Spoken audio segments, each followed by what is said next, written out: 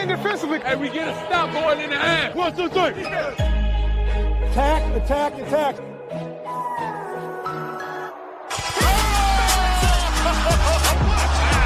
And a chase down block. He erased it. 3. Bingo! It's showtime! MVP, baby! He didn't do that, did he? Slam dunk! Tie game with 5 seconds remaining. He shot! What a perfect ending to a historic day.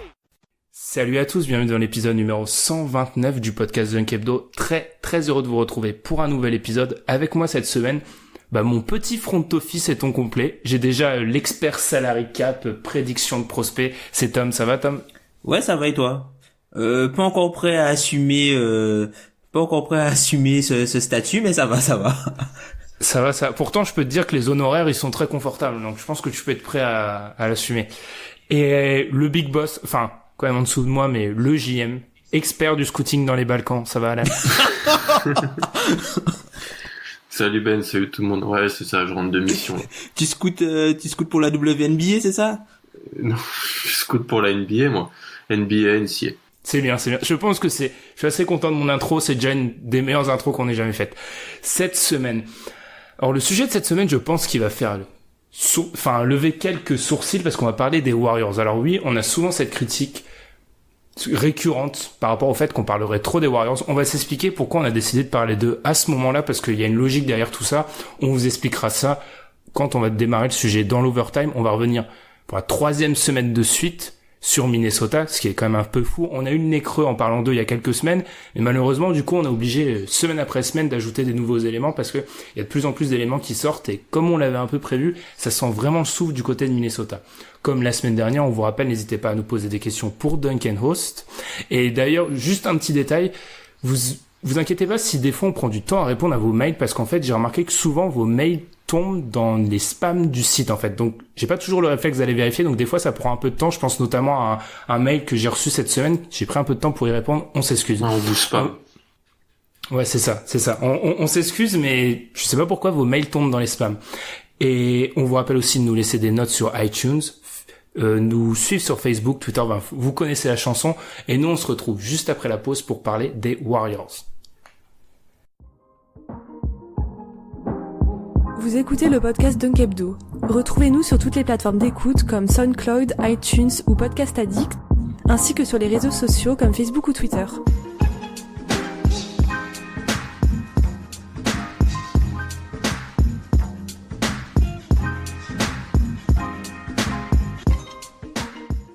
Avant de débuter, Tom, Alan, je pense qu'il est important d'expliquer ce choix. Donc, comme je l'ai dit dans l'intro, on nous dit souvent qu'on parle beaucoup des Warriors et on nous impute aussi un biais très favorable envers les Warriors. Alors, comment vous dire déjà, c'est moyennement vrai, je pense. Peut-être qu'on peut m'accuser, moi et Tom, de cela, mais pour parler souvent avec Alan et Pierre, c'est pas vraiment le cas.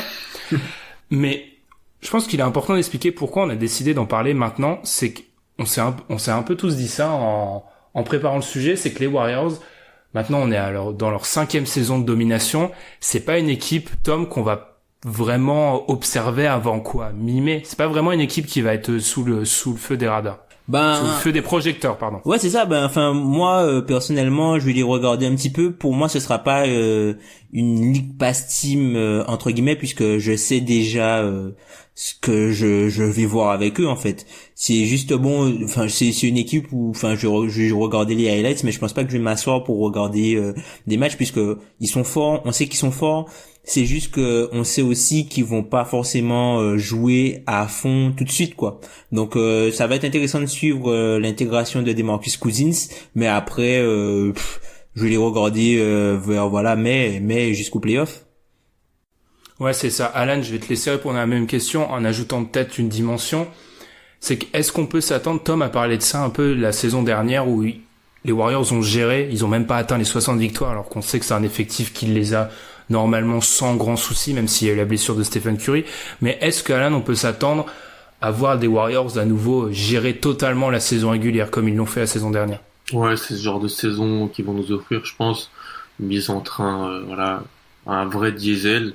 Ça sert pas à grand chose de les regarder parce que tout le monde, si tu veux tirer des conclusions, les gens disent ah mais c'est que la saison régulière, quand ils perdent un peu, ah mais c'est la saison régulière, donc en vrai il y a rien à tirer parce qu'on sait que quand la cloche des playoffs va sonner, l'effectif va se mettre en place et que s'il n'y a pas de blessure, au bout le système NBA fait de séries en termes de 7 matchs fait que c'est souvent la meilleure équipe qui gagne, sauf exception, et que là c'est les Warriors qui apparaissent au-dessus de la mêlée, donc ça sert pas à grand chose de les suivre avant les playoffs, ouais.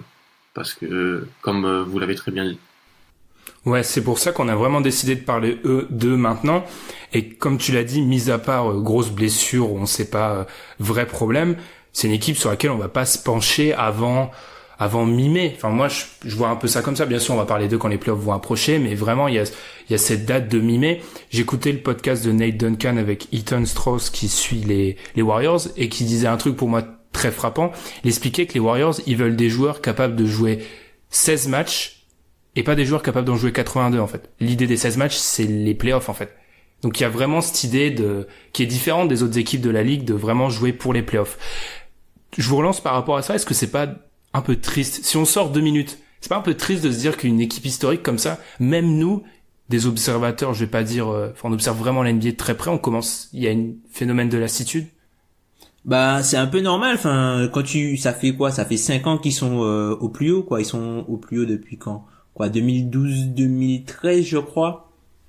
Premier titre en 2014, donc ils ont commencé à monter en 2012-2013, ils ont commencé à monter en pression. Et puis après, enfin, t'as eu Curry. Iguodala, il est arrivé en 2013-2014. 2013-2014. Enfin, faudrait revérifier. Enfin, depuis l'arrivée d'Iguodala, en fait. Et c'est une équipe qui joue énormément de matchs, quoi. Si tu regardes bien, ils jouent presque 100 matchs par saison depuis, 3-4 ans. Donc, voilà. Les joueurs, étaient dans leur prime. Enfin, ils sont rentrés dans leur prime très tôt.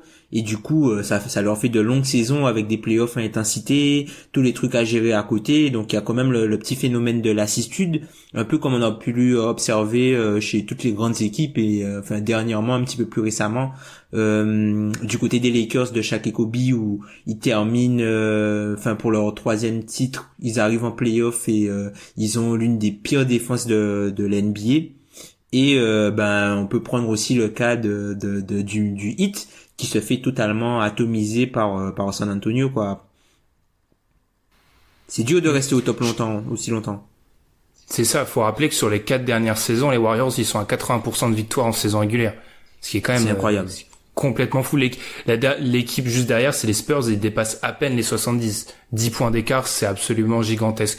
Du coup, je pense c'est un peu pour cette mini-introduction, on n'a pas vraiment de choses à rajouter. Vous voulez vraiment expliquer pourquoi on décidait de parler des Warriors, quitte à peut-être essayer d'un peu moins en parler à chaque épisode. On parlait en fait de cette idée de gérer, Alan, je vais te relancer par rapport à ça, c'est toujours dans ce podcast que j'ai cité avec Nate Duncan et Ethan Strauss. C'est Nate Duncan qui expliquait que selon lui, en fait, les Warriors ont pas tant géré que ça, parce que déjà il y a eu le problème Curry. Je sais que Tom, t'as des stats par rapport à ça, par rapport au fait que les Warriors restent extrêmement dépendants envers Stephen Curry, mais qu'aussi, selon lui, la saison régulière mettait en avant des faiblesses dans l'effectif. Et moi, j'ai l'impression, en regardant cet effectif, je sais pas si t'es d'accord, Alan, que sans doute, si on retire bien sûr les joueurs majeurs, c'est un effectif très jeune, et c'est sans doute un des plus frêles qu'ont eu les Warriors récemment. C'est pour ça que ça pourrait expliquer que ça coince un peu en saison régulière des fois. Ouais. Après, en même temps, ils ont tels joueurs que tu peux pas avoir le beurre et l'argent du beurre. En quelque sorte, le salary cap fait un peu les choses comme ça. Ils doivent combler l'effectif avec des joueurs de 2e, 3e zone.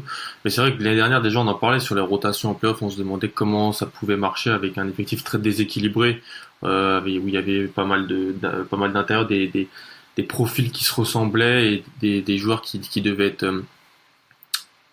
faire le job en sortie de banc, en fait, qui pouvaient pas tellement le faire. C'est vrai que c'est un effectif faible. Il y a eu des blessures aussi l'année dernière qui n'ont pas aidé. Mako a été blessé, les joueurs qui ont une progression freinée. Donc oui, si on veut vraiment trouver un petit problème et dire que la saison régulière, c'est là où ça peut un peu pêcher, ça peut être là. Mais si je voudrais juste revenir moi sur ce qu'a dit Tom et sur la domination. Après on va reprendre, mais pour moi, depuis qu'ils ont KD, c'est pas la même chose. On est monté dans un degré d'intensité de domination et du fait que ça sert à rien de les regarder pour moi. Parce que, ok, quand ils sont à 80% de victoire sur les 4 dernières années, mais sur les 2 dernières années, on sait que même si ils ont un blessé ou que Iguodala est pas au top, il y aura Kevin Durant et dans la fin de match, comme il l'a montré en playoff, il va faire gagner l'équipe en fait. Pour moi, il y a vraiment eu un changement à ce moment-là en fait.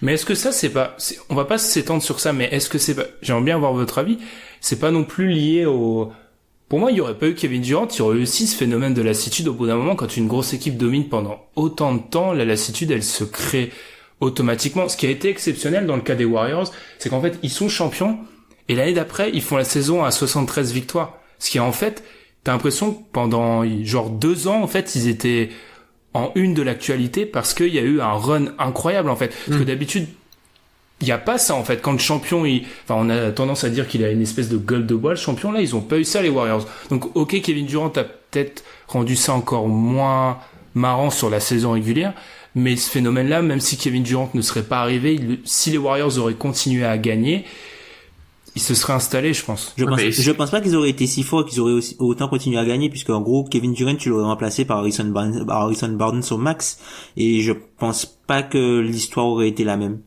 Ah oui, mais moi, je te parle dans le scénario où ils continuent à gagner, en fait. S'ils continuent à gagner, la lassitude, elle se crée forcément. Oui, elle va se créer aussi, mais en fait, là, ça a été un coup de massue, et je suis pas sûr que, comme le dit Tom avec Harrison Barnes, ils auraient eu beaucoup plus de problèmes à gagner les 2 titres, je pense. Ils peuvent les gagner parce que c'est une équipe historiquement très forte dans l'histoire de l'NBA. Mais les finales que font les Cavs en 2017 et les problèmes que leur pose Houston cette année, par exemple, si t'enlèves KD et que tu mets Barnes, bon après c'est de la fiction, ça sert à rien. Mais oui, il y a peut-être matière à discuter. Enfin, pour revenir à l'idée d'effectif, ce que je voulais mettre en avant, c'est que tu avais parlé, Alan, de ce déséquilibre avec le poste de pivot. Et Tom, ce qui est intéressant, c'est que cette année, alors certes, il y a eu l'arrivée qui a fait grand bruit de DeMarcus Cousins, mais si on enlève DeMarcus qui va pas être là avant plusieurs semaines, voire plusieurs mois, on remarque qu'en fait, c'est peut-être l'année où il y a le moins de pivots, en fait. Côté Warriors, on a Jordan Bell, si on le considère comme un pivot, alors que c'est plutôt un 4-5, et le seul pivot de métier, en fait, hors DeMarcus Cousins, c'est Damian Jones, en fait. Ce qui fait que, est-ce qu'on pourrait être tenté de voir plus, tu considères Looney comme un pivot? Oui, Kevon Looney, c'est un pivot pour moi. C'est pas un poste 4, hein. Kevon Looney, pour moi, c'est un pivot dans la NBA d'aujourd'hui.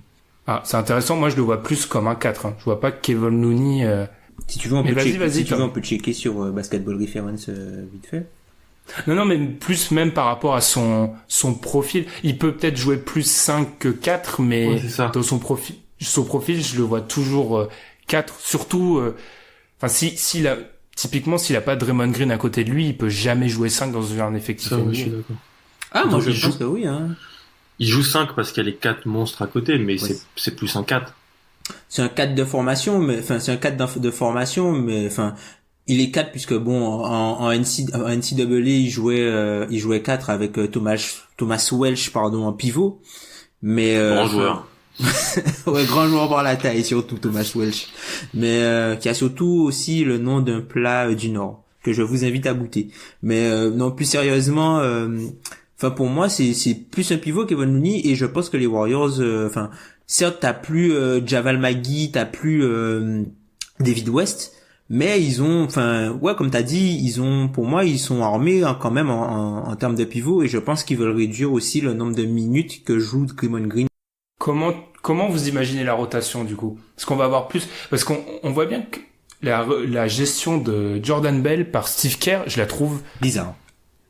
Très étrange en fait, parce que si on prend par exemple l'année dernière, Jordan Bell fait un début de saison fantastique, et alors certes il a des petits problèmes de blessure, mais il tombe dans la rotation, il y a des périodes où on le voit plus en fait, alors que sur le terrain il montre des très belles choses en fait. Donc comment ça va s'équilibrer en fait? Par exemple, ouverture de la saison, qui est titulaire au poste de pivot? Looney. Moi je pense qu'Evan Looney, il aura la Keith Bogans, comme le dit si bien Nate Duncan et Danny Leroux, c'est-à-dire qu'il va commencer les matchs, et puis après quand il y aura la rotation, je pense que quand même Jordan Bell va jouer plus de minutes que lui en attendant le retour de Cousins. Je vois pas Damian Jones fouler le parquet sauf en cas de blessure, et je pense que ça va plutôt s'articuler comme ça, avec énormément de minutes de Jordan Bell au poste de pivot, avec Draymond Green en 4, Draymond Green un peu en pivot, et Kevon Looney qui va jouer le reste des minutes par-ci par-là, quoi, en attendant le retour de le retour de Cousins, Cousins pour moi va plus prendre le poste qu'occupait David West. C'est plus comme ça que je vois Cousins en fait dans cette équipe-là. Je le vois pas comme un starter.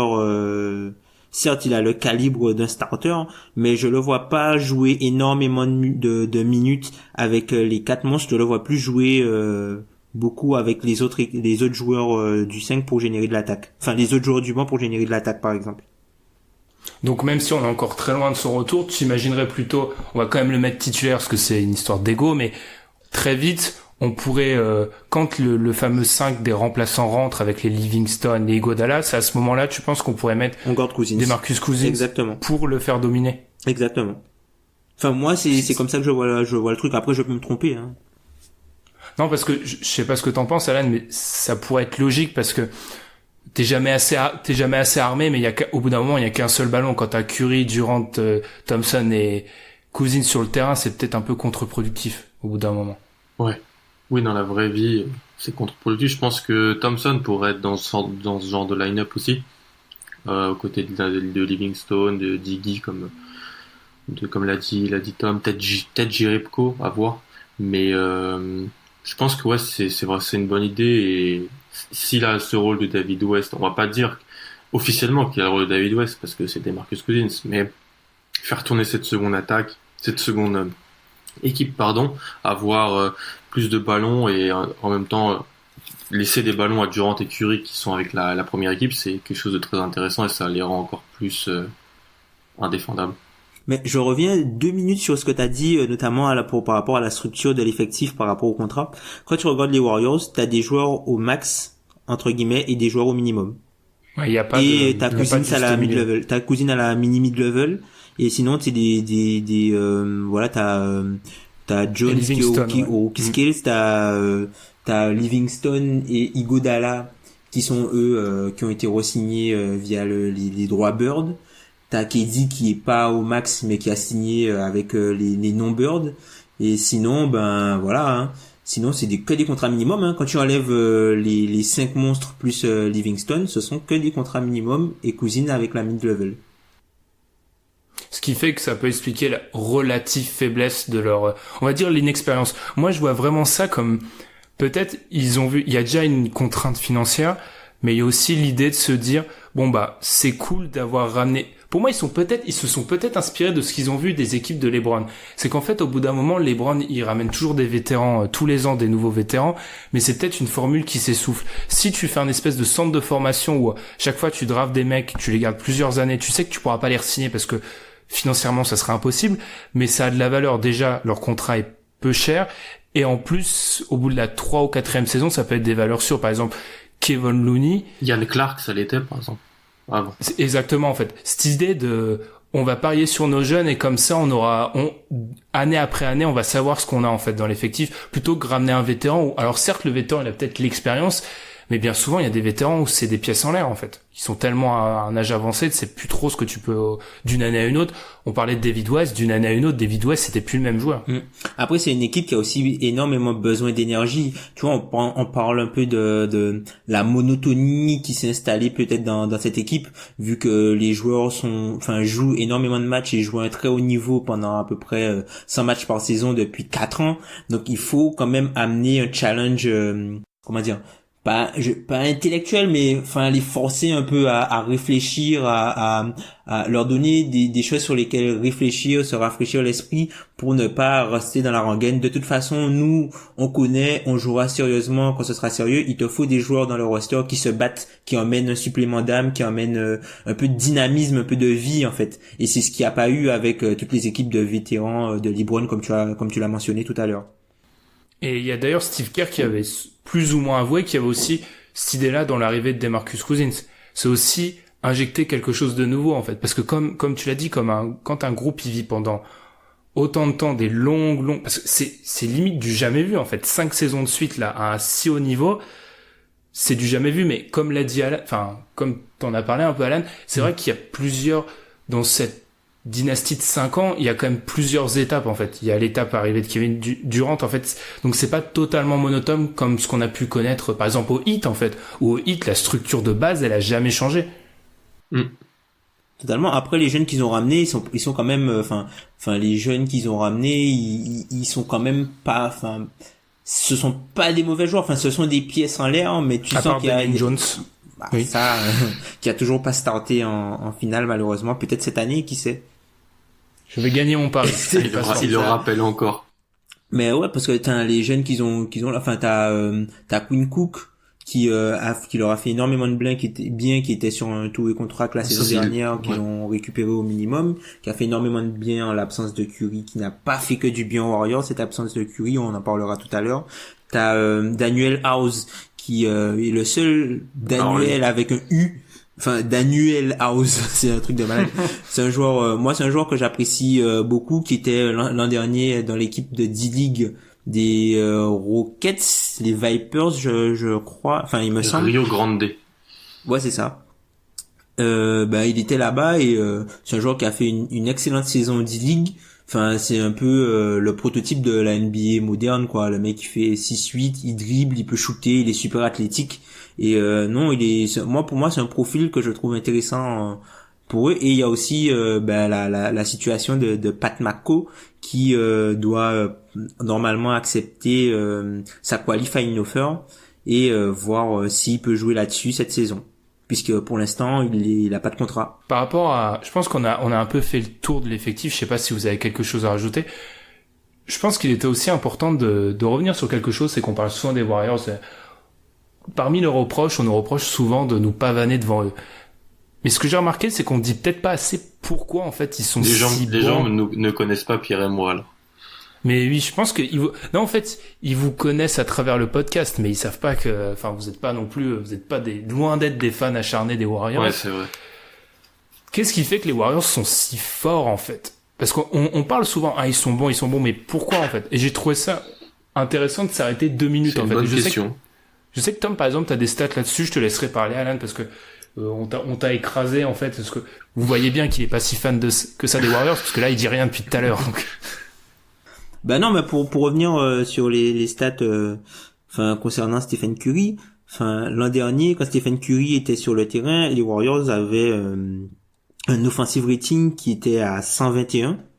Donc, il marquait en gros 121 points sur 100 possessions. Ce qui est exceptionnel, ce qui est totalement exceptionnel. Et quand Stephen Curry n'était pas sur le terrain, donc on a le décompte des possessions, donc c'était pendant 2398 possessions, les Warriors avaient un offensive rating à 104.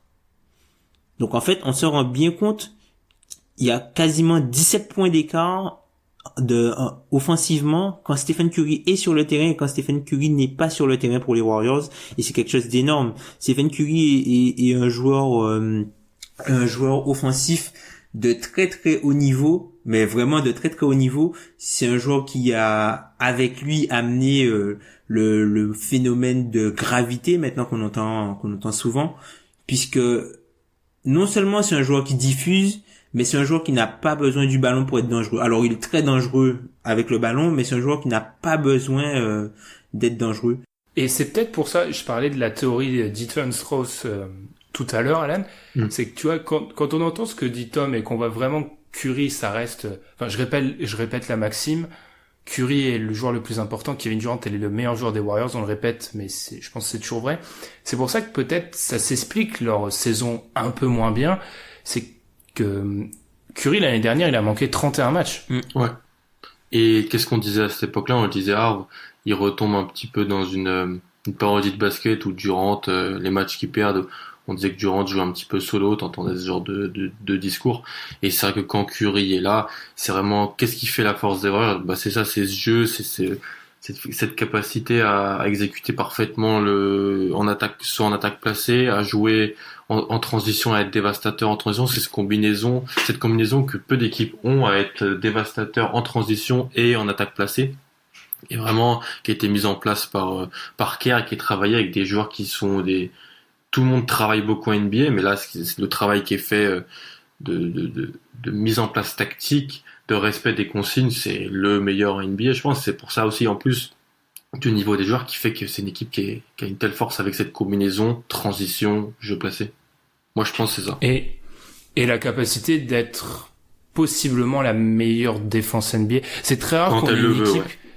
qui peut être meilleure défense et meilleure attaque de NBA, en fait. Qui l'est peut-être pas sur le papier, mais qui peut l'être. Sur des séquences prolongées quand il le faut, dans des matchs clés, ça, tu vois, on le voit en fait quand il verrouille. C'est de toute façon, Curry, c'est le patron, hein. C'est le patron. Mais après, cette équipe, elle peut peut-être régresser, puisque, voilà, les joueurs vieillissent. Comme tu en as parlé tout à l'heure, Ben, il y a Curry qui a été blessé, ça lui était pas arrivé depuis un bon moment. On ne sait pas si ça va continuer. Et puis voilà, les joueurs ils ont joué énormément de matchs sur les 4 dernières saisons. Au bout d'un moment, voilà, non seulement ils fatiguent, mais ils sont plus aussi sujets aux blessures. On voit que Iguodala n'est aussi plus le même, et même Livingston aussi. Donc, je pense que cette équipe-là, en fait, elle est très très forte, mais peut-être que son 5 ultime, là, son M10 5, comme il l'appelle désormais, peut être un peu moins fort en fait que les années précédentes. Du coup, vous m'amenez... J'aime bien comment ce podcast il avance là, parce que vous me donnez des petites billes à chaque fois. Je vous ai donné la question facile. C'est quoi leur qualité? Qu'est-ce qui fait que ces Warriors-là sont exceptionnels? C'est quoi leur défaut en fait? Tomber dans la parodie de basket des fois. Ça dure jamais très longtemps. Je pense toujours, c'est pour ça, parce on vous donne la suite de l'épisode, on va un peu parler des équipes qui pourraient peut-être les gêner. Je maintiens toujours que je pense que c'est une équipe qu'on peut dominer physiquement. C'est ta seule bille contre eux. Ce qui explique que les Cavs et le Thunder sont les deux équipes qui leur ont donné le plus de problèmes. Avec les Rockets, si tu comptes les dernières maintenant, en play-off. Je maintiens toujours que c'est leur petite faiblesse qui est minime. Physiquement, c'est-à-dire dans l'intensité, parce que c'est là un petit peu le problème des gens talentueux, mais ils sont pas dans l'intensité, ces Warriors là, parce qu'ils se pensent plus forts. Mais je pense que c'est la seule petite brèche dans l'armure en fait. Moi je suis assez d'accord avec ça, puisque après c'est un peu entre guillemets le combat, les empêcher de jouer, mais c'est une équipe qui a tellement de talent que tu peux pas les empêcher de jouer longtemps en fait. Et ça te demande, ils te font le truc qui est dur avec cette équipe là en fait, c'est qu'ils te punissent sur le moindre écart. C'est ça l'exigence aussi de ce type d'équipe là, c'est que quand tu les affrontes, il faut que tu sois concentré sur un combat qui dure 48 minutes quoi, puisque la moindre faille ils te le font payer. Et à voir comment justement leur M10 5 va évoluer, mais j'ai une petite stat pour vous, notamment sur un joueur dont on n'a pas beaucoup parlé, et tu parlais du combat par rapport à Draymond Green en fait. Draymond Green, est-ce que c'est pas en fait lui qui fait la différence totalement pour cette équipe? Parce qu'on a parlé beaucoup de Curry, beaucoup de Curry, mais quand on parle de Curry, on pense surtout offensivement, mais défensivement, on est d'accord pour dire que c'est Draymond le socle défensif de l'équipe. Pas l'année dernière. Voilà. Moins l'année dernière. Alors, on a déjà eu ce débat-là, mais Pierre et Alan, vous êtes durs avec la saison dernière de Draymond. Excuse-moi. C'est pas Bobby Portis, hein. Ouh là là. Non, c'est pas Bobby Portis, mais alors, juste deux choses. C'est vrai que c'est l'attaque pour Curry et peut-être la défense pour Draymond, mais c'est tellement puissant l'influence en attaque de Curry qu'elle surpasse celle en défense de Draymond. Et l'année dernière, KD en défense a été très très fort. Quand il voulait, il faisait. Draymond aussi quand il voulait. Mais Draymond, je pense qu'il y a une dimension. On a parlé d'Iguodala. Il a un stade où ils se gèrent totalement en fait. Ils jouent 6 semaines dans l'année maintenant. Offensivement, c'est un piètre shooter, et après il est très bon dans le collectif. C'est défensivement qu'il doit faire son chantier. Après oui, c'est vrai, il se gère, mais ils se gèrent tous, mais lui c'est peut-être plus criant que d'autres. Après oui, on est dur avec je sais que parce que rien que le shoot, je vais être honnête, on s'en fout en fait qu'il shoot tout bien ou mal, c'est pas pour ça. Mais il met quand même rien dedans. C'est comme si, Curry, on n'est pas arrêté sur sa défense, en fait. Non. C'est pas ce qu'on lui demande, en fait. Mais on a toujours un peu mis en avant le fait que Draymond avait un rôle dans le jeu offensif. bien. Moi, depuis KD, je suis d'accord, mais il avait ça. Tu vois, il avait un. Ouais, mais c'est un rôle qui est plus dans la facilitateur. Alors c'est sûr, c'est gênant qu'ils mettent rien et ça pourrait les gêner, même si on va y revenir, il y aura peut-être pas l'occasion d'être gêné la saison prochaine. Mais je trouve pas ça. Alors oui, il a peut-être un petit peu baissé l'année dernière, mais pour moi, c'est pas inquiétant. On va au stade où c'est inquiétant. Enfin, moi, je trouve ça un petit peu inquiétant. Après, bon, Draymond, c'est un joueur qui joue aussi la saison prochaine pour pouvoir être éligible à la Designated Veteran Extension. Donc, du coup, si il est soit All-NBA ou il attrape le trophée de défenseur de l'année, il serait éligible à une extension au Supermax l'année d'après. Donc, à voir si la saison prochaine, il fera mieux défensivement que la saison dernière où il était bien moins bon que sa saison d'avant.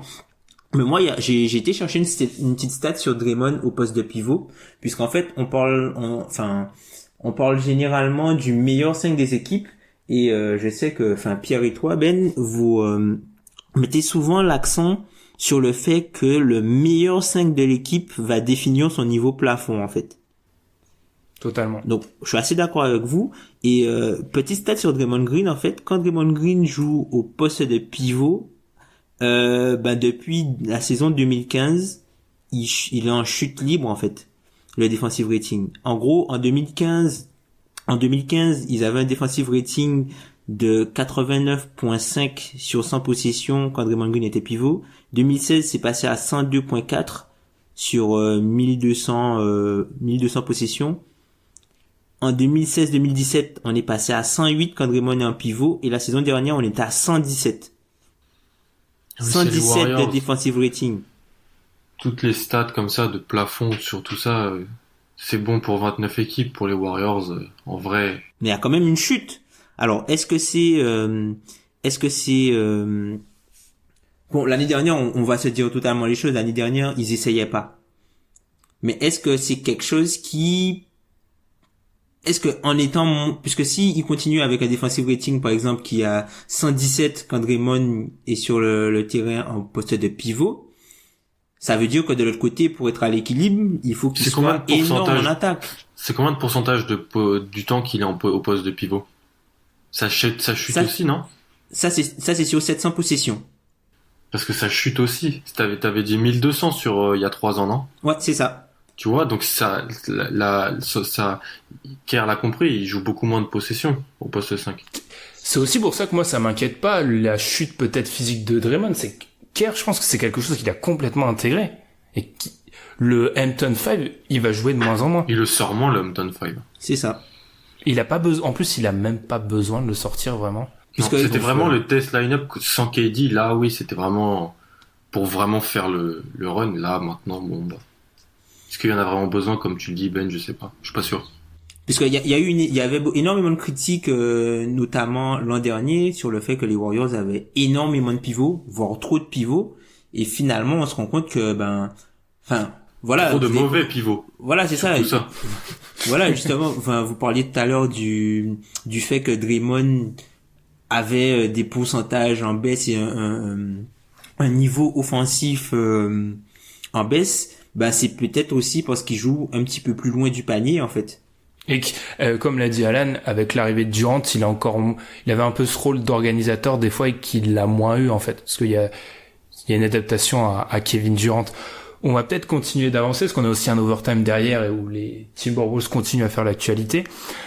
On a parlé un peu des faiblesses et de ces Warriors. Est-ce qu'on n'est pas, je vous pose la question et je pense qu'on va tous tomber d'accord, est-ce qu'on n'est pas peut-être dans l'année où, comme tu l'as dit Tom, peut-être ils vieillissent tous, c'est peut-être l'année où ils sont le moins forts depuis l'arrivée de Kevin Durant, et pourtant c'est peut-être l'année où il y aura le moins de suspense parce que c'est l'année où le reste de la NBA est le moins fort aussi, tout simplement. Il n'y a pas, attention, il y a pas l'équivalent. Vas-y Alan, tu vas nous défendre Boston comme le danger, mais... moi je pense que ça peut nous donner des finales compétitives. C'est déjà pas mal, non? C'est déjà pas mal. Tout le monde met en avant les questions qu'il y a sur les Celtics. Tu regardes l'effectif, pour moi je trouve qu'il est taillé pour essayer d'embêter les Warriors, et que si en face la machine est un petit peu enrouée, que il y a moyen de plus les embêter que les Cavs sur les 2 dernières finales, je pense. Il est vraiment taillé pour les embêter en 2019. Oui, je pense. Oui, je pense. Oui, je pense. Ils peuvent faire tout ce que, les Celtics peuvent faire tout ce que les Warriors peuvent faire, sauf scorer à haut niveau. Non, parce que après, ça dépend de la définition qu'on a d'embêter. Pour moi, embêter, c'est...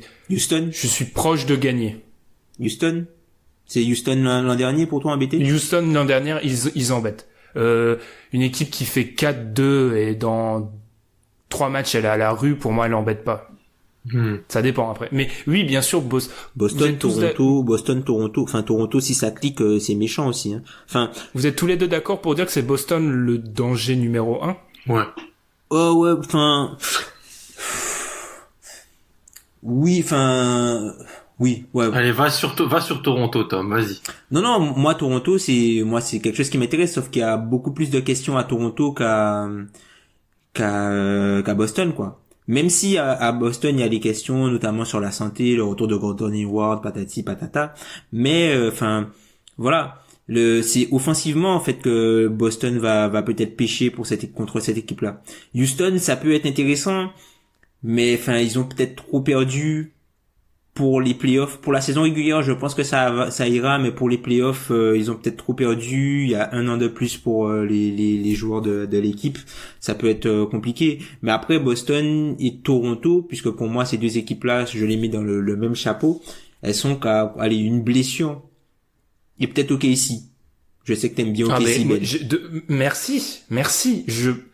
C'est pour ça que j'ai mis l'accent tout à l'heure sur la dimension athlétique. Je reste persuadé que c'est OKC qui a le ticket, en fait. Je pense que des équipes qu'on parle, c'est peut-être celle qui est peut-être la moins forte sur le papier. Oula, je prends des risques à dire ça, Pierre va m'insulter. Mais elle est taillée, déjà parce qu'il y a un historique déjà entre les joueurs, historique aussi. On a déjà vu cette équipe-là les taper, en fait. On sait qu'ils ont une partie de la recette. Ils ont une partie de la recette. Le problème, c'est est-ce qu'ils vont être capables de la reproduire avec des Warriors plus concentrés dans un contexte de playoff. Ça paraît beaucoup plus difficile. Mais pour moi, OKC, ils ont vraiment ce petit truc. Après, comme tu l'as un peu dit avec Boston, Tom, j'ai peur que eux, offensivement, il va falloir qu'ils aient des séries LeBronesques et Kyrie-esques de Paul George et Russell Westbrook si jamais ils veulent y arriver. Mais je maintiens que ma piécette sur OKC. Parce que j'ai peur, alors jeu de mots pourri, mais j'ai peur que Boston il soit encore un peu trop vert. Mais le truc c'est que le plafond des Warriors semble tellement haut en fait que voilà, hein, c'est pas que les autres équipes sont mauvaises, hein, c'est que le plafond semble haut pour cette équipe-là. Si tout se passe bien pour les Warriors, ça va être très très compliqué en fait. Et le truc, tu vois, je mets Boston. Attention, je mets Boston, mais tu vois, on en parlait en off en début d'émission, enfin avant de débuter l'émission, mais je suis pas persuadé en fait que cette équipe-là de Boston soit plus forte que l'équipe des Cavs de 2017. L'équipe des Cavs de 2007, elle a été incroyable aussi. C'est qu'on a vraiment l'année où il y a pas grand monde, enfin personne n'est là au bon moment en fait pour les battre. Ou eux sont juste tellement forts aussi, parce qu'il y a quand même des grosses équipes. Hein. C'est vrai. Parce qu'on est d'accord, comme tu l'as dit, Tom, si les Warriors sont à 100%, rien ne se passe. On est d'accord pour dire que sans grosses blessures, déjà, c'est encore une fois joué. C'est un peu le titre de l'épisode. C'est aussi ça. C'est vers la conclusion là qu'on devait arriver idéalement. On est d'accord pour dire que on va encore assister à une saison où en fait, il y a la ligue des Warriors et un peu des autres, et que tant que les Warriors subissent pas un malheur pour retomber dans la ligue des autres, ils restent dans leur propre chapeau. C'est une équipe qui a eu un peu de difficulté à attaquer la défense en switch de Houston en finale de conf. Sauf que là, ils ont ajouté l'intérieur qui démonte un switch, puisque va faire un switch, toi tu vas switcher Capella sur Curry, mais t'as Cousins sur Chris Paul. Il fait une passe lobée, Curry, il s'emmerde pas, hein, et Cousins, il va se faire une joie de... moi, je pense que Curry, je pense pas qu'ils sont meilleurs, entre guillemets, avec Cousins. Je pense que le Hampton 5 est plus fort, je pense qu'ils sont meilleurs avec Iguodala qu'avec Cousins, mais qui peuvent faire plus de dégâts, en fait, Et je pense qu'ils ont plus Cousins, ils sont plus rassurés d'avoir Cousins avec eux qu'ils auraient été emmerdés de l'avoir contre eux. Quel Iguodala aussi, surtout. Ça, c'est une question importante. Il se gère.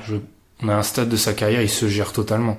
Est-ce qu'il est aussi, comme on le dit, le reste de la ligue semble pas aussi armé que durant les saisons précédentes. Est-ce qu'ils vont être aussi dépendants d'Iguodala? Je suis même pas persuadé. oui, quand même. Enfin, voilà, c'est une équipe qui a besoin de ses ailiers pour dominer. Il faut que Iguodala fasse partie des 5 meilleurs joueurs de l'équipe, hein, pour qu'ils continuent à avoir un plafond aussi haut. Alors oui, intrinsèquement, on va me dire que DeMarcus Cousins est largement un meilleur joueur qu'André Iguodala, mais par rapport à ce que les Warriors ont et ce qu'ils ont construit, je pense que c'est plus intéressant pour eux que Iguodala soit meilleur, enfin que Iguodala joue les minutes importantes que ce soit Cousins. Ça peut se comprendre, surtout si tu imagines que le danger principal c'est Boston avec l'armée d'ailiers, ça peut se comprendre. Avant de conclure peut-être cette partie de l'épisode, je vais dire juste 2 mots parce que je trouve ça fabuleux. Klay Thompson. Est-ce qu'on a prononcé son nom sur les 30 dernières minutes? Non. Je suis même pas sûr. Je vérifierai durant le montage, mais c'est complètement fabuleux parce qu'on parle quand même d'un joueur qui, lui, l'année prochaine, est free agent. Est-ce qu'on... Encore une fois, je vous ai dit depuis 3 mois, on se méfie des prophéties NBA et tout, mais c'est incroyable que la free agency de Klay Thompson, alors peut-être qu'on en parle, bien sûr, il y a toujours des rumeurs, faut toujours faire des clics, donc il y a toujours des sites qui parlent de la free agency de Klay Thompson, mais c'est très très calme. Quand on voit ce qui peut se passer avec Jimmy Butler à l'heure actuelle, ça reste bizarrement calme. C'est pas l'image du joueur et de la personne? Un peu, non? Si. Tu vois? Bah, moi, je reviens toujours pas quand on prononce son nom aussi tard, en fait. C'est même pas volontaire. Ouais. Mais il est énorme, et puis après, faut savoir que lui aussi, il joue pour être éligible au Supermax, quoi. S'il est All-NBA cette année, il devient éligible au Supermax. Donc à voir s'il met ça en avant ou si il préfère, c'est pas il préfère, ou si voilà, il joue tranquillement comme il a l'habitude de jouer. Enfin, Klay, t'as pas l'impression que c'est un gars qui a forcément envie d'être la vedette quelque part. Il se satisfait de son rôle. Et c'est tant mieux pour lui, quoi. Dernière question. Tom, t'en as juste un petit peu parlé en quelques mots.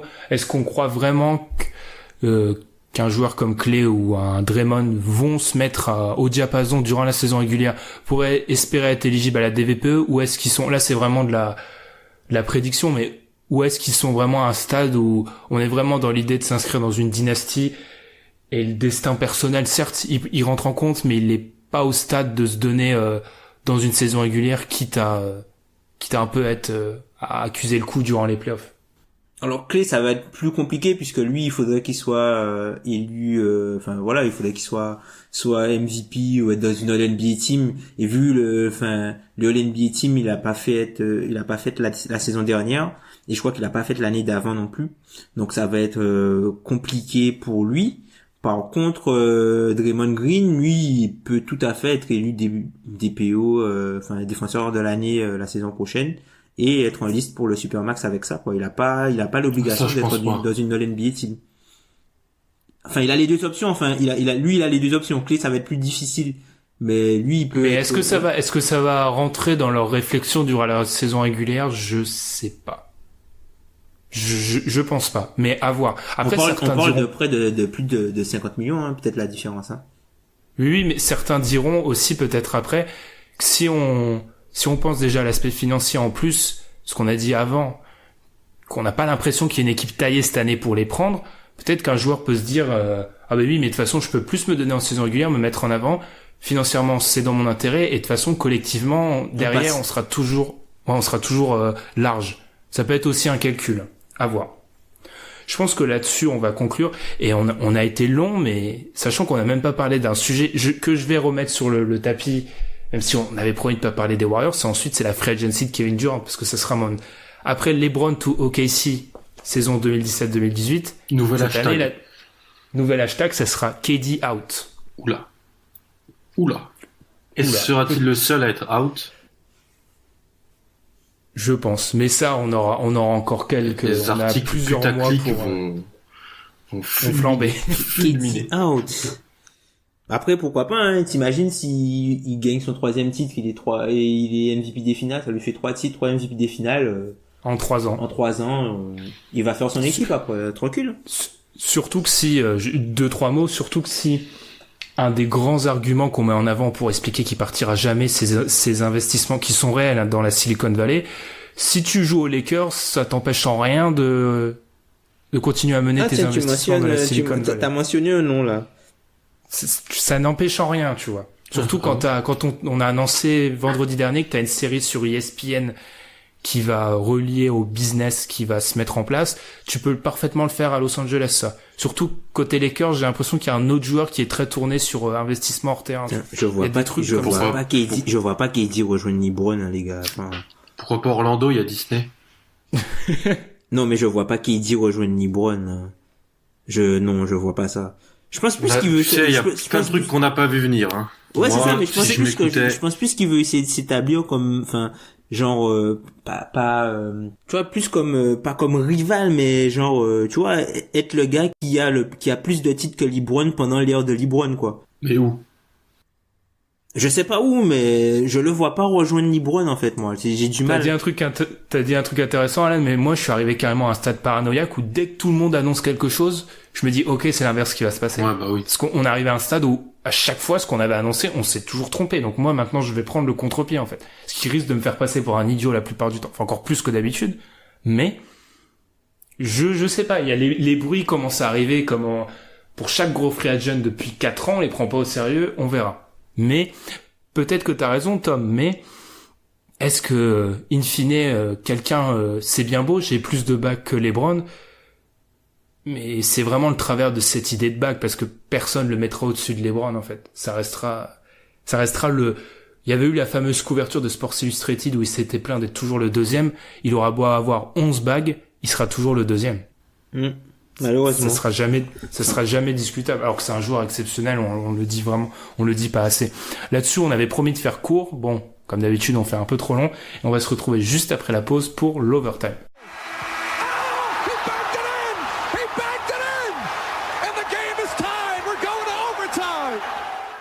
Alors, il y a 3 semaines, quand on avait fait le sujet Minnesota, on s'était dit, on parle pas trop de Minnesota. Là, ça va faire 3 semaines de suite qu'on parle d'eux. On va essayer de pas en parler la semaine prochaine, mais coup de tonnerre, qui quand même... On a réintroduit les loups dans les forêts, depuis.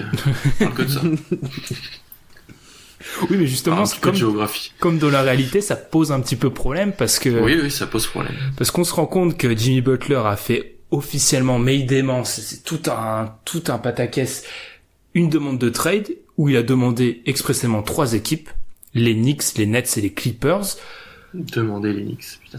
Qu'est-ce qu'on en fait? Parce que là, clairement, le Media Day, la rentrée presse médiatique des Timberwolves, c'est la semaine prochaine.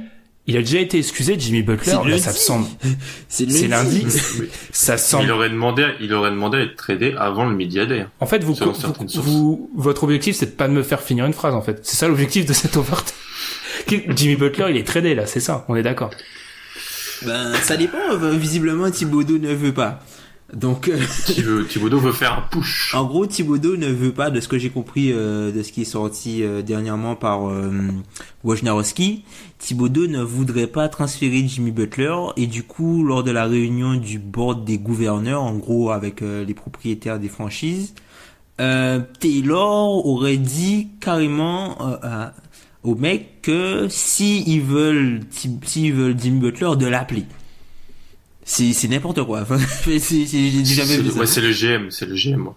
Est-ce qu'on c'est pas l'illustration totale que la pièce maîtresse dans le dysfonctionnement, c'est bien Thibodeau? Oui, on t'avait pas mal tapé dessus il y a 2 semaines. J'avais été pas mal convaincu par ce que tu m'avais dit.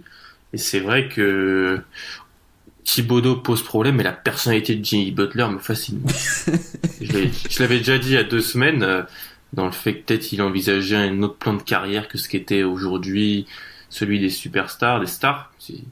Mais ça me fascine, moi, ce personnage. C'est vrai que si on reparle des équipes qu'il a demandées, alors certes, c'est des équipes qui ont de la marge financière pour 2019, mais c'est aussi des équipes où on a l'impression qu'il c'est des équipes qui recherchent quand même une star depuis pas mal de temps. Alors on pourrait dire que les Knicks sont Kristaps, mais on est les premiers à le dire, on sait toutes les incertitudes qu'il y a autour de Kristaps actuellement.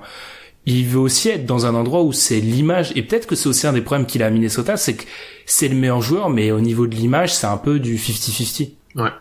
Ah, c'est compliqué, mais moi, enfin, on en a encore parlé en off, mais j'imagine que ce qui s'est passé, c'est, en gros, il y a un problème entre Towns et Butler, puisque visiblement, Towns attend que le problème de Butler soit réglé pour signer son contrat qui lui a été proposé pendant l'été. On parle quand même de 188 millions.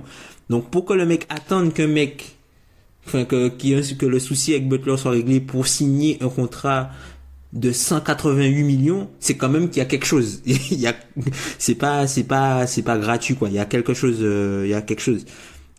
Et je pense que ce qui s'est passé, c'est qu'à un moment, on en est venu à, voilà, c'est Towns ou moi. Ouais, c'est surtout que c'est Towns ou moi, mais il a peut-être surtout pas du tout apprécié comme son année à Minnesota.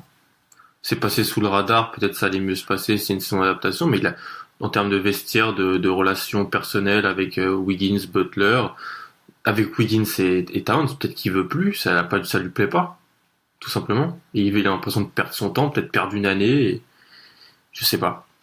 C'est complexe, mais... Moi, c'est le timing. Je sais pas vous, mais moi, je trouve le timing...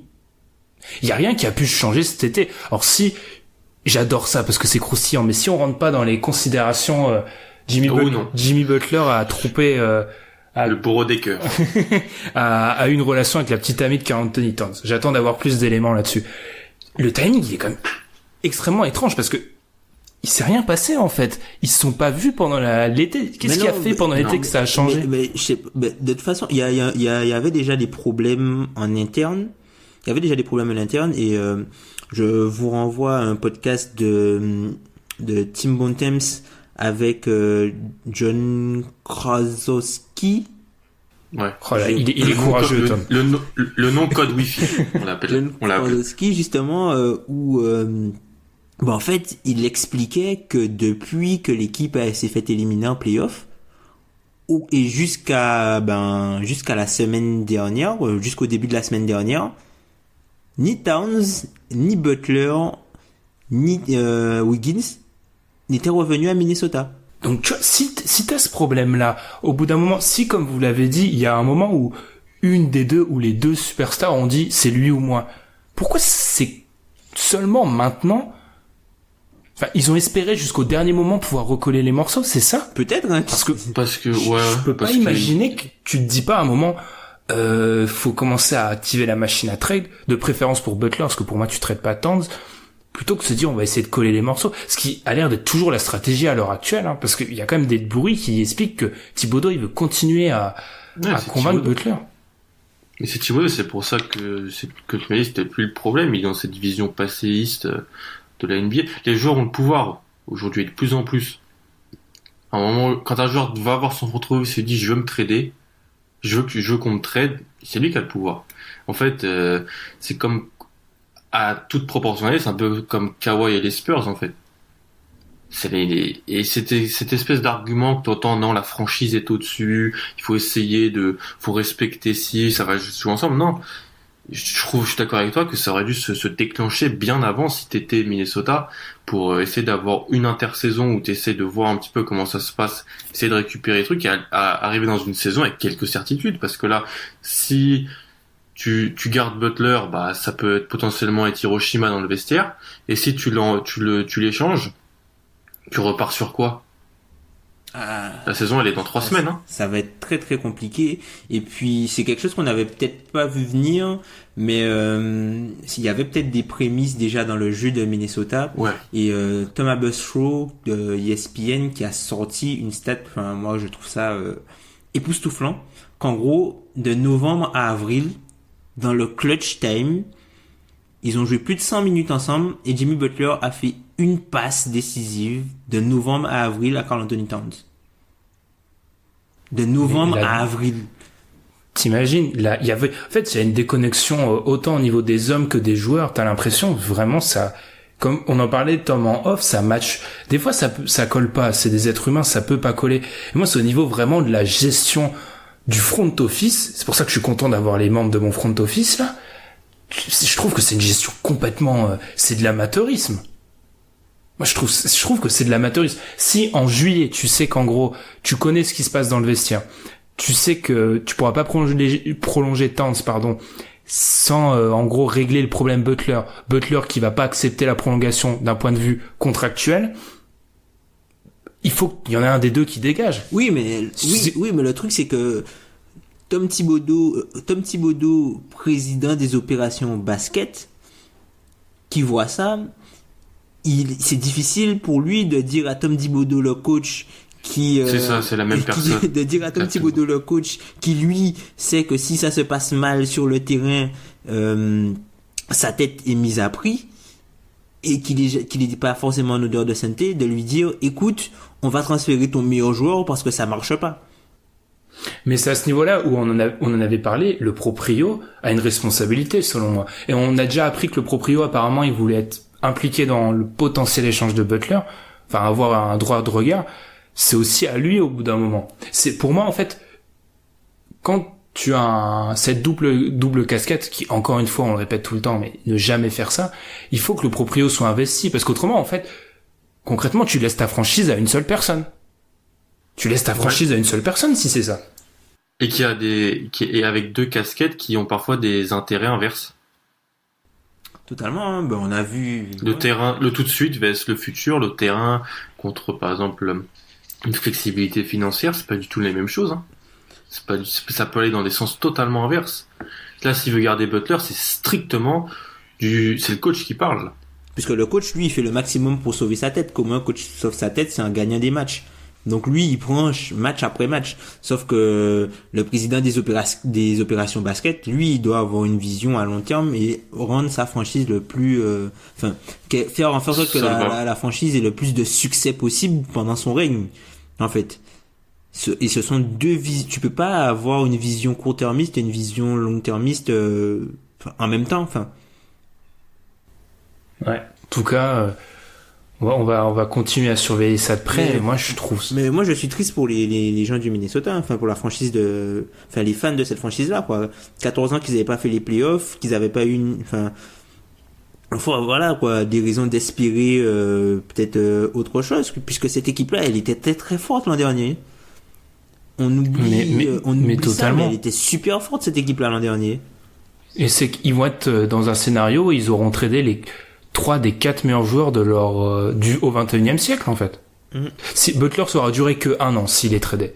Mais il le sera. Tu peux pas garder. Enfin, on voit que Jimmy Butler l'homme, tu peux pas aller contre sa volonté. Déjà que là l'ambiance est délétère. Hein. Alors t'imagines, tu gardes Jimmy Butler là dans le roster, c'est pas possible. Après tout ce qui s'est passé là, tu peux pas garder Jimmy Butler dans le roster. Et le problème, c'est que comme on l'avait mis en avant, cette fracture, elle existe parce que, le tempérament de Butler, qui je pense est extrême aussi on peut dire que dans un espèce de réflexe de vieux réac, en gros, les Wiggins et Towns, ils sont pas assez investis, mais je pense que Butler, dans son style, c'est un peu extrême aussi. Mais le problème, c'est que le reste de l'effectif, c'est que des mecs type Butler qu'il a ramené Thibodeau. Donc comment ça va se passer? Qui sont sous assistance respiratoire à chaque pas sur le terrain. Comment ça quand ils vont croiser Taj Gibson, quand ils vont croiser Lou Holden, qui sont faits dans le même moule, comment on peut me dire que la vie d'effectif, elle va être paisible? Puis c'est des amis de Jimmy Butler en plus, qui ont passé du temps avec lui dans une précédente équipe. Ils le connaissent depuis longtemps. Towns et tout ça, ils le connaissent depuis un an. Il y a que Tig en fait qui lui aussi est un peu piégé entre guillemets. C'est ça. Tu veux pas prendre parti, mais indirectement ils vont prendre parti. Et Thibodeau même. On a l'impression qu'il y a des clans en fait. Alors on voit ça de très loin encore une fois. Là on est un peu on joue aux chimistes, on est avec nos théories, mais on a l'impression qu'il y a c'est investir totalement. On se moque souvent de celui des Wizards, mais je suis en train de me dire que il est pas aussi complètement explosé que celui des Timberwolves. Vous avez dit la semaine dernière que c'était un peu l'équivalent, quoi. Parce qu'en plus, il y a pas une de mes questions preview. Parce qu'il y a même pas, on en a parlé la semaine dernière, il y a même pas de liant, en fait. C'est soit c'est soit ils sont encore en trotteuse, soit ils ont déjà la carte vermeille, en fait. T'as pas de... Non, c'est ça. Ouais, c'est vrai. Il y a pas de lien.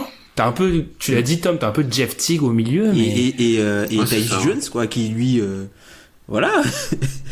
Ben, On lui fout d'Eric Rose dans les pattes. Par rapport au trade en lui-même, est-ce qu'on pense qu'une de ces destinations, est-ce qu'il peut être ramené vers une de ces destinations, ou est-ce qu'on va avoir des équipes qui sont toujours prêtes à trader, comme ça je pense aux Lakers, qui vont s'aligner? Moi, les Lakers, perso, j'y crois pas trop à ce stade. ça dépend ce que les Wolves vont valoriser. Est-ce qu'ils vont vouloir un joueur qui a un contrat long pour s'assurer qu'il est là sur le long terme, puisque pas grand monde signe à Minnesota?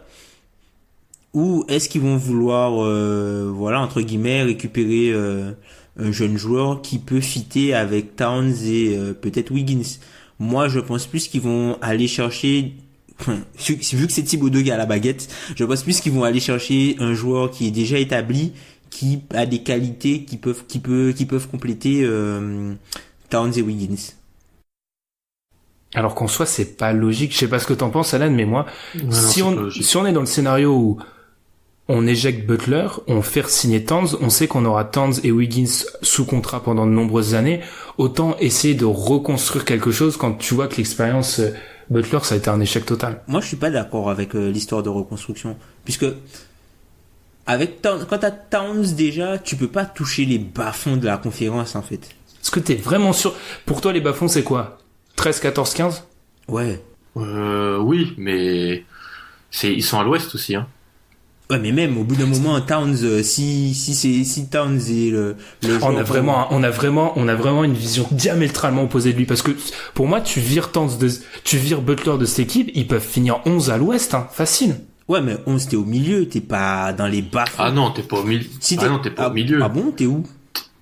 Bah, 11, t'es au milieu, hein. Oui. 8ème, t'es au milieu. 11, t'es pas au milieu, t'es déjà dans le bas. 11, t'es... Il y a 15 équipes. Ouais, mais par rapport à la ligue. Certes, ils font finir 11e à l'ouest, mais par rapport à l'autre côté. Ouais, mais ça, c'est toujours oui, mais ça, oui. Oui, mais pour moi, quand tu parles de bas-fond, c'est bas-fond de l'ouest, en fait. 11e, t'es pas dans les bas-fonds, hein. 11e, t'es pas dans les bas-fonds. Mais qui était 11e l'année dernière à l'ouest? Alors, Pousson, 11e, 12e. Moi, ça me choque pas de voir les Wolves 12e. Faut se rappeler, les Wolves l'année dernière, ils sont pas bons quand Butler, il est pas là. Hein. Ils sont pas bons. Non. Oh, 12, pour moi, c'est vraiment, c'est le pire des scénarios, mais pour moi, Towns, il est pas au stade où peut-être où est Anthony Davis à l'heure actuelle, ou même si t'as une équipe de bras cassés à côté de lui, tu sais que tu vas être dans la course aux playoffs plus ou moins. Mm-hmm. T'as pas Butler, l'année prochaine, ils jouent pas les playoffs, les Timberwolves. Pour moi, c'est écrit. Ça va être très difficile. Mais Zach Lowe a sorti un article sur les potentiels, trade. Enfin, faut savoir aussi que voilà quoi, Butler fait sa demande de trade au moment où il y a une grosse partie de la ligue qui ne peut pas signer de contrat, puisque voilà, ils sont obligés d'attendre une partie jusqu'au 15 décembre et une autre partie jusqu'au 15 janvier, c'est-à-dire ceux qui ont signé avec des bird rights. Donc faut attendre de voir qui est disponible. Et vous mettriez qui en favori pour le récupérer? Si on se base sur la liste, on a le droit d'inclure tout le monde. Si on a le droit d'inclure tout le monde. Comme tu l'as dit, faut voir ce que veut Minnesota, mais des 3 équipes qui sont sorties, les 3 peuvent proposer ce genre de package de jeunes joueurs et en même temps un joueur qui est confirmé un peu, tu vois. Mais pourquoi elle le ferait? Moi, je mettrais les Clippers. Mais pourquoi elle le ferait? À part peut-être les Clippers. Les Clippers, ouais, les Clippers, c'est une bonne idée. Moi, j'ai les mis les Nets parce que pour moi, si c'est ça, ils sont obligés de balancer leur choix de draft et je vois pas, après tant d'années de disette, je les vois pas le balancer. Même si c'est Jimmy Butler. Tu penses qu'ils sont obligés de le balancer? Je pense pas, hein. Ils sont pas obligés. Ils sont obligés, hein. Vous mettez qui dans la balance? S'ils arrivent et qu'ils disent on te donne RHJ, Hollis Jefferson, Jarrett Allen. Non, ils vont même pas mettre Jarrett Allen. Et puis ils font quoi avec Jarrett Allen? Et D'Angelo. Ouais, mais ils te font D'Angelo et Ronda Hollis Jefferson. Ils te font un contrat quand même pour matcher le truc. Puisque visiblement ce qui serait sorti de d'ESP, de Wojnarowski, c'est que puisque Jimmy Butler va être transféré, ils vont essayer de coller Gorgui Dieng. Gorgui Dieng avec. Avec. Donc, en gros, ça veut dire que si tu colles les deux, tu vas pas forcément récupérer un jeune joueur, tu vas récupérer un joueur qui a un contrat max et un autre joueur. Puisqu'en fait, Jimmy Butler, il a le max, mais le max quand il a été signé avant, donc il a un max à peu près à 20 millions. Et ça change du contrat max actuel. Et puis, du coup, comme les Wolves sont très proches de la taxe, je crois ils sont à 1,5 million de la taxe. Donc en gros, ils peuvent même pas signer un vétéran au contrat minimum dans l'état actuel sans passer au-dessus de la taxe. Donc il faut que le salaire soit étalonné là-dessus. Donc je pense avec un joueur limite au max. Moi j'ai en dark horse, en cheval noir, tiens. En cheval noir, j'aurais Charlotte qui proposerait Batum et peut-être Cody Zeller contre Butler et Gorgui Dieng. Tu veux que les gens tuent Thibodeau? On sait qu'ils ont pas d'autre marge de manœuvre, mais si ils voient qu'ils échangent ça, mais c'est la fin du monde. Ouais, ça fait mal. Vous connaissez mon amour pour Nicolas Batum, mais c'est pas possible. Le truc c'est que, Gorgui Dieng, ils ont aucune marge de manœuvre après. Ils sont acculés. Moi, j'irais chercher autre chose, comme l'a dit Ben, aux Clippers, tu peux essayer d'aller chercher autre chose. Ouais, aux Clippers, le problème. Tobias Harris, un des deux top 10 picks là, et je sais pas. C'est mieux que d'aller récupérer Batum et Zeller. Tu penses que les Clippers, ils vont mettre ça dans la balance? Potentiellement, ouais. C'est Jerry West qui est là et je pense il y a peut-être des équipes qui vont, je pense qu'il y a encore des équipes Houston, qui vont peut-être. Houston peut mettre genre Eric Gordon. Émerger, ouais. Ils foutent Eric Gordon, et je sais pas moi, quelque chose pour essayer de récupérer Butler, ça peut passer, hein. Mais s'il y a des équipes qui prennent encore le pari de se dire, on va faire une PG, on va essayer de convaincre le gars pour 1 an. Ouais. En fait, ça peut, virtuellement, ça peut monter les enchères, en fait. Alors que, ouais, t'as raison. Techniquement, il y a pas, logiquement, c'est pas censé monter, mais ça peut peut-être arriver. C'est vrai que s'il y a une équipe, les seules équipes toutes proches qui pourraient être intéressées, tu l'as dit, Tom, c'est Houston. C'est la seule. Toronto. On a fait l'inventaire tout à l'heure. OKC peut pas. Et n'a aucun intérêt à le faire. Boston est déjà blindé au niveau des ailiers, n'a aucun intérêt à le faire.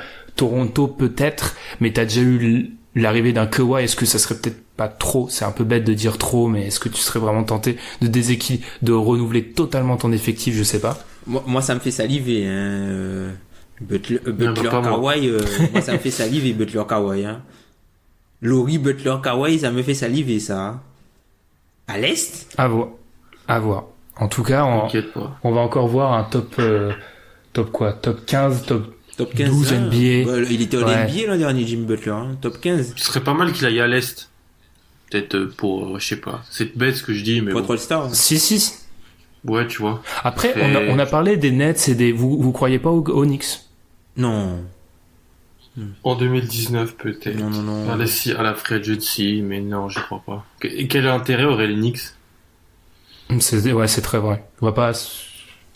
Puis ils seraient obligés de lâcher un de leurs jeunes, et pour une fois qu'ils commencent à couver des jeunes. Non seulement ils seraient obligés de lâcher un de leurs jeunes, mais Jimmy Butler améliorerait leur niveau, ce qui leur donnerait un pic moisi. Puisque limite là, avec les Knicks là, s'ils ont Jimmy Butler, ils peuvent jouer les playoffs, hein, avec Jimmy Butler. Ouais. Si tu mets Jimmy Butler dans cette équipe des Knicks là, c'est pas dit qu'il est pas un spot pour les playoffs à l'Est, hein. Alors que là, avec un Kristaps blessé au début de la saison, ils peuvent être très très loin. Kristaps qui ne sera pas prolongé, Ben, avant le début de la saison.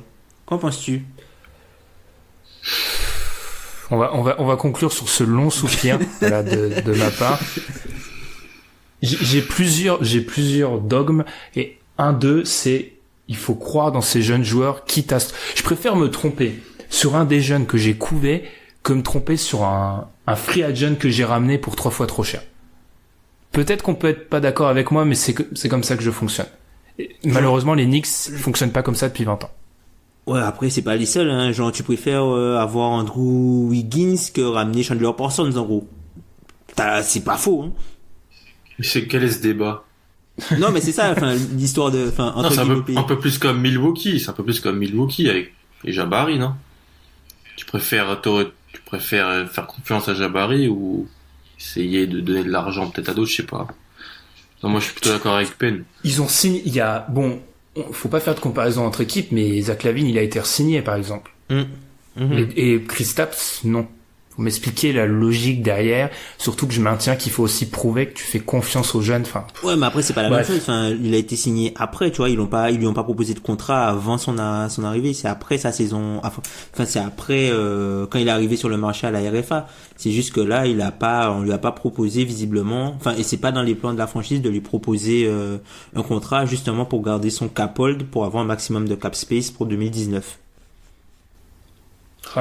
Donc s'ils font ça pour signer Kemba et Butler au max, lol. Ça n'apporte rien. Au bout d'un moment.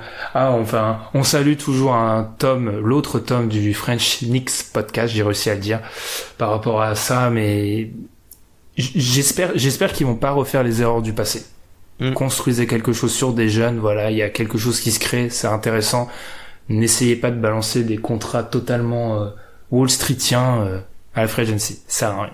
On en a pas parlé, mais il y a aussi le Heat d'ailleurs qui était vu, puisque eux ils ont un effectif. Comme à chaque fois qu'un mec est annoncé. Ils ont un effectif avec plein de joueurs moyens plus, et ils essayent d'avoir une star. À chaque fois qu'un mec demande le trade, il y a un journaliste qui sort Miami est dans les papiers, toujours. Parce qu'ils peuvent t'envoyer 3 joueurs similaires sans péter complètement leur effectif. À voir. En tout cas, on va suivre de près la saga Jimmy Butler, mais Jimmy B.